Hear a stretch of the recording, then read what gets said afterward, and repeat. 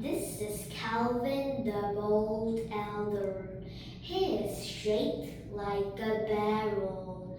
Calvin is never full. He cannot control his belly. He is like a bull. Calvin goes to a diner. He tells the Urdul waiter his Ural and waits for his meal. As he waits, he calls the waiter and tells him, "Fill my cup right real." The waiter gives Calvin his meal. Calvin smells his meal and shakes the salt. He pulls his belt to eat the meal. But wait, Calvin sees his meal, tilts his neck and yells, "This meal has mold and it is cold."